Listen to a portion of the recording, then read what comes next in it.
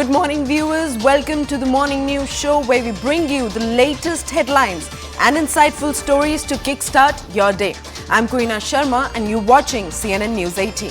First up, we're discussing the Kashmir encounter where 3 security force officers were killed in a gunfight with terrorists in Kokarnag area of South Kashmir's Anantnag district. Now, the commanding officer, Colonel Manpreet, of the 19 Rashtriya Rifles of the Indian Army, Major Ashish Dhunchak and DSP Himayu Bhatt were killed in the action. Now, the Colonel Singh, leading his team from the front, attacked the terrorists. However, the terrorists returned fire and he was critically injured and later succumbed to his injuries. DSP Bhatt died due to heavy blood loss on the spot. Now, the search operation started after forces received intel about the presence of the terrorists hiding in the Kokarnag area of Anantnag district. Now, the Indian Army has mobilized special teams in the area to neutralize the terrorists hiding in the mountains. This was the second encounter in a matter of 2 to 3 days. Meanwhile, a defense source has informed CNN News 18 that this could possibly be the same group that carried out an attack on the army truck in the month of April. The operation here in Anantnag continues. Behind me you can see army choppers moving out from the area. There are 3 army helicopters which are pressed into service and they are moving out of this area. Army pressed their men and machinery. Multiple forces have been deployed, including special operation groups into these mountain areas to ensure that those who are hiding in the mountains, these militants who attacked the Jammu and Kashmir police and the army team, which had an intelligence input about the presence of these militants in the mountainous area. My camera person can show you these mountains behind that particular helicopter is where the action is happening. This is where forces have been deployed to flush out the hiding militants. As of now, the operation continues. The army has deployed multiple teams. This is after a very long time.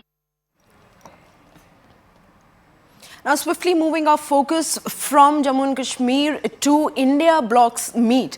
The first coordination committee meeting of the India Bloc concluded in Delhi on Wednesday. Now, Congress's K.C. Venugopal revealed that it has been decided during the meeting that there will be yet another an opposition joint rally in Bhopal in the first week of October. Now, the coordination committee has initiated the process of seat allocation and it has been determined that member parties will engage in discussions to arrive at a decision as soon as possible. Meanwhile, top opposition sources have also informed CNN News 18 while discussing seat sharing that it was acknowledged by both Aam Aadmi Party and Congress that seat discussion on Punjab and Delhi should be left on the central leadership.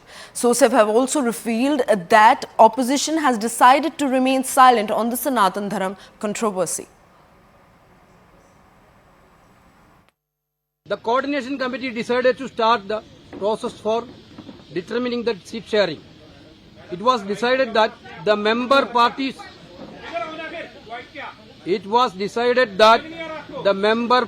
will hold the talks and decide at the earliest. The committee decided to hold joint public meetings in different parts of the country. The first public meeting will be held at Bhopal in the first week of October in the issue of rising prices, unemployment and corruption of BJP government. The parties present in the meeting agreed to take up the issue of caste census. जो फैसला लिया गया है वो एक तो ये है कि जल्द से जल्द तमाम पार्टियां आपस में बैठकर जो मेंबर पार्टीज हैं वो सीट शेयरिंग पे चर्चा कर फैसला लेंगी। जो इनके भोपाल में जो मध्य प्रदेश में बड़े बड़े घपले हुए हैं, जो इन्होंने कहा था 2 करोड़ रोजगार हर साल देंगे नौजवानों को, उसके बारे में बात होगी। महंगाई की बात होगी। 400 से गैस सिलेंडर 1200 पे कैसे पहुंच गया, उसके बारे में बात होगी। The committee has decided to hold public rallies and meetings in different parts of the country on different issues. The first public rally and meeting will be held in Bhopal in the first week of October, Bhopal, Madhya Pradesh, in first week of October. The issues which will be taken up unemployment, price rise and corruption of BJP government. राजनीतिक पल पल बदलते हुए एक घटनाक्रम है और समय आने दीजिए। बहुत सारी चीजें देश की जनता सवाल कर रही है, राजनीतिक दल भी कर रहे हैं और इस लोकतांत्रिक देश में लोकतांत्रिक जवाब भी लोगों को मिलता है। और कुल मिलाकर के जो आज की इस बैठक में बात आई है, वेणुगोपाल जी ने आपके समक्ष रखा है और सभी घटनाक्रम पर नजर रखते हुए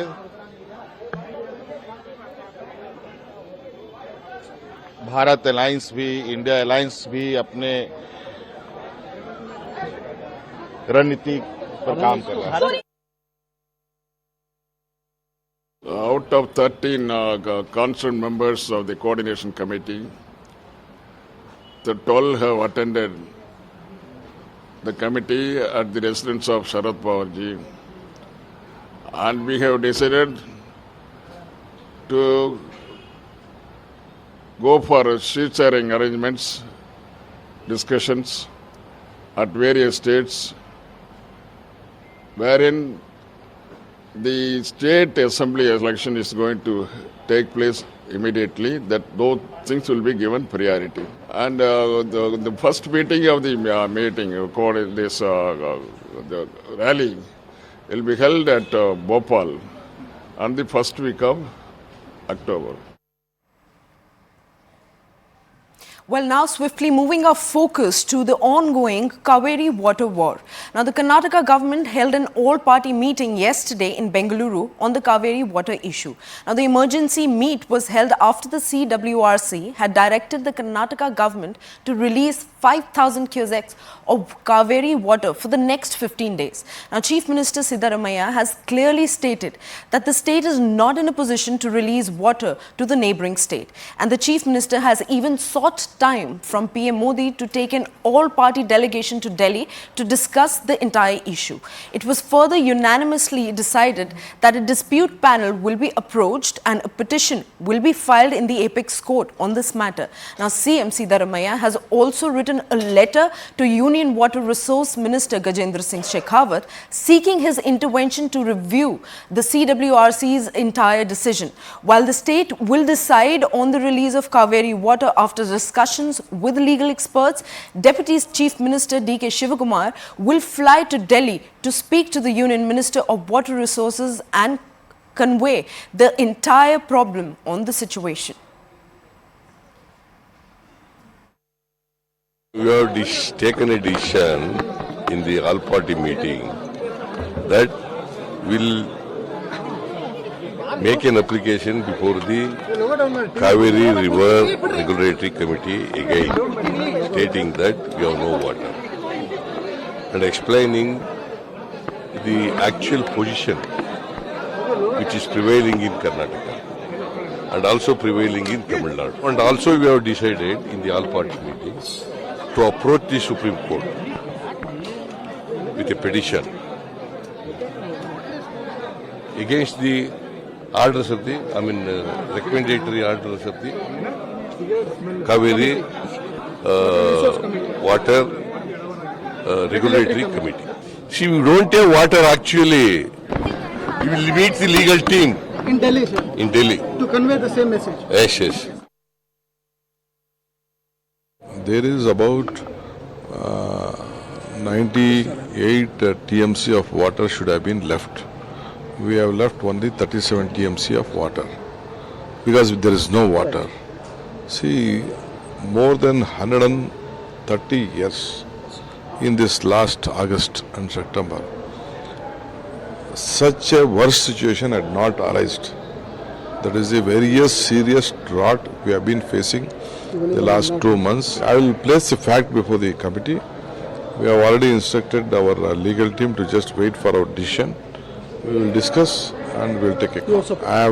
I think Honorable Minister is in Rajasthan.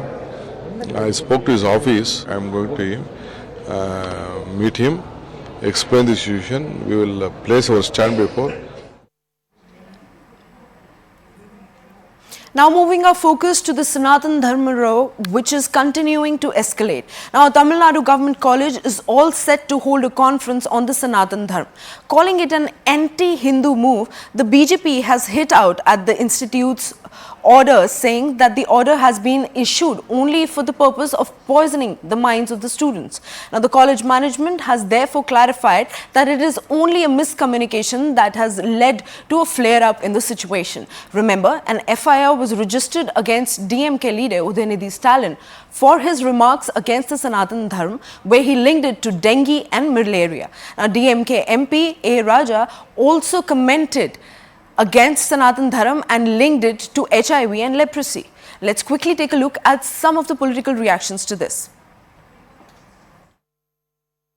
Sir, BJP is taking old videos of say some of the senior leaders, sir, and now they are tweeting. Let us first talk about the CAG report. Let us talk about the 7.5 lakh crores issue. Let us talk about the Manipur first. We'll talk about Sanatan later. Okay. Sir, today India alliance is happening, sir. Would Sanatana Dharma be one No, of the... it will not affect. Our leader is very, very strong. He is very confident. People of Tamil Nadu is very confident. People of India is very confident. This India alliance will definitely win. BJP is like, they are getting very anxious. They don't know how to reply for the CAG scam. That is why they are twisting this issue. Let us talk about Sanatan later. First, let us talk about the CAG report. Okay. And the Manipur issue. Sir, one more case filed against you in Mumbai. I'll face it. Sanatana is nothing but it is a way of life. Hinduism is also a way of life. Sanatana is being included in the Hinduism. It is a traditional, it is not one day discovery. Simply people are taking one or two lines from nowhere and they want to say this is bad, that is bad. Everything got its own positive things and negative things. Whatever is negative, that we are eradicating. There is no... previously, the asset right for the woman is not there in our country as per the Hinduism. Now, the women also get equal right on on their wealth of the family. So we are changing. Well, CNN News 18's managing editor Zaka Jacob spoke to a panel of guests about the raging Sanatan Dharma row. Let's quickly listen in. Dr. Shama Mohammed, I want you to outline what your party's position is very clearly to the viewers who are watching tonight on this entire Sanatan Dharma debate, because clearly the Congress party and its stand seems to be very, very different from your alliance partner in Tamil Nadu, which is the DMK. So please tell our viewers, what is your position? See, I just would like to, first and foremost, my deepest condolences to the Major, Colonel and the DSP who have been martyred in Jammu and Kashmir. I think it's a terrible, terrible day for us. On the question which you asked, Congress party has been always clear. It stands with everybody. We respect Hinduism, Sikhism, Christianity, Islam, Jainism, Buddhism. All religions we have huge respect, and Hinduism is one of the oldest religions of this country and we respect it very much. Nothing about it. You know, every religion has its pros and cons, but we respect every religion that way. So there is no two ways about it. And Hinduism is a lot of part of India, the culture and all are part from where Hinduism comes from. So there is definitely huge respect for Hinduism, and that is the Congress party's stand on it. And let me make it clear today, once and for all. These are the issues that the government should be talking about. In fact, the government is so afraid of the India alliance, they're even contemplating renaming the country from India to Bharat. This is the charge from the Congress and the rest of the India alliance. Please respond. First of all, I'd like to say that it was not the BJP which prompted Udayanidhi Stalin to make the statement that he did. It was not the BJP either which prompted Udayanidhi to repeat his statement and reiterate and reaffirm his belief that Sanatan Dharma should be eradicated. It is also not the BJP which prompted other leaders of DMK to go along with it and to participate in this anti-Sanatan outcry that seems to have become like a war cry for INDIA. Clearly, if this is INDIA and this is a vehicle based on, I will not even talk about it being run on anti-Modi fuel, but is this the baggage that that INDI partners will have to carry all throughout for it to succeed? And can it even succeed? Can it even go and trundle and trudge along even a little bit with this kind of baggage and differences of ideas? And that Congress, and we just heard Shama ji talk about that, oh yeah, Congress just doesn't agree with the caste system, but rest of it is against. The attack was on Sanatan Dharma. And that is pretty much the position of DMK. And they have not gone back on it whatsoever. There have been many statements, like from Mamata Banerjee and some Congress leaders, denouncing that and distancing. But how do you expect this vehicle, INDA vehicle, to even move forward, even a step with such major differences? I've jotted down some points that will test the India coalition on two tracks. Number one, the credibility of its message, and number two, as you referred to, the accuracy of its math. First, the message.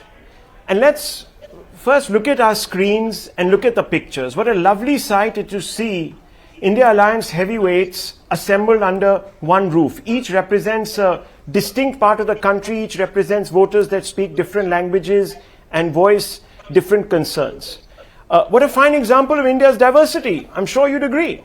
Also, how lucky we are to have opposition leaders speaking so freely and fearlessly. These battle-hardened commissars are lustily predicting that they will defeat Modi. This is no dara hua opposition, cowering under the glare of an alleged dictator in a thought-to-be-dead democracy. But rather, their confident baiting of Modi and predicting his defeat shatters two myths at once. First, that despite their claims, no major democratic institution, least of all the Election Commission that conducts elections, or the court that is called into scrutinizing the verdict if it is challenged, are compromised. This is what they've been saying. The EC, the courts, all compromised, etc. If they were the opposition, they wouldn't be confidently predicting their own victory had this been the case. Second, the constant barrage of hate and abuse, that too in public, directed at Modi, proves he isn't a ruthless dictator.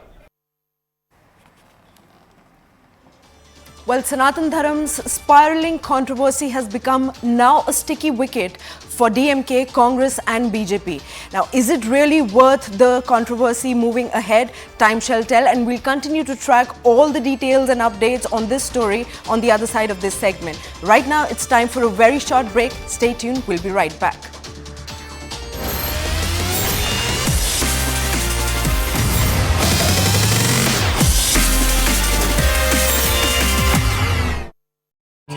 In both the assembly as in Lok Sabha, the AAP also doesn't have any Lok Sabha seats, but they think by virtue of the fact that they are in power in Delhi, they can at least win more than a Congress can. So these are those tricky areas which really need to be sorted about. And I think the last time round, as we reported at the Mumbai meeting, the grudge of, say, Mamata Banerjee, Arvind Kejriwal, even RJD and JDU was that why hasn't the resolution put down the kind of a deadline on when these seat sharing talks should take place, because time is clearly running out. We also know that this coordination meeting is taking place in the backdrop of Abhishek Banerjee being given an ED summon, Chandrababu Naidu's arrest. What they're going to also raise the point is this is deliberate witch hunt. We all need to come together in the days to come. There's a possibility that similar kind of action may be taken against many of the other India front leaders as well, but we are not supposed to be daunted by that. These are going to be the inherent problems within coordination. How is it going to be? Will it be a joint campaign where they'll come together and campaign as far as the local or state elections are concerned, which are coming up? I think the first baby step is really going to be taken as far as the first coordination committee meeting goes. But the first big step is going to be taken towards seat sharing and the India front meeting. As the first meeting of the coordination committee takes place at Mr. Sharad Pawar's residence, a couple of important challenges as well as messages. Now, Mr. Pawar, of course, because he's a veteran politician and someone who perhaps there's a hope can reconcile the differences within the India front. So therefore, the lead has been given to him. Now, what has been decided, as we have been reporting earlier also, that at least on 440 seats, there would be only one joint India front candidate to be put up against the BJP or NDA, so as to ensure that there is no division of the anti-BJP votes. But this again is easier said than done. Over the last few days, we have been seeing lots of conflicts. For example, Bhagwat Mann, the Punjab Chief Minister, made it very clear that at least in Punjab, he's not going to give even a single ticket to the Congress. Congress has been in power in the state. They also have a large number of MPs from there. Would they really accept the situation? No, because the winnability criteria according to the Congress applies in Punjab because they think and they know that they can win from the state. How do you reconcile that? Let's move to West Bengal. As far as West Bengal gets, what TMC sources are telling us is that apart from Murshidabad and possibly Malda, the Congress cannot win seats in the state. We've been hearing what Adhir Ranjan Chaudhary has been speaking out against Mamata Banerjee, most recently being on the presidential banquet for G20 delegates, where he asked that why was Mamata Banerjee present there? Was she trying to win over or placate the BJP? It is very, very clear that there is no love lost between the two sides, but Adhir requires to attack Mamata because that's what his politics is all about. That's one problem. But can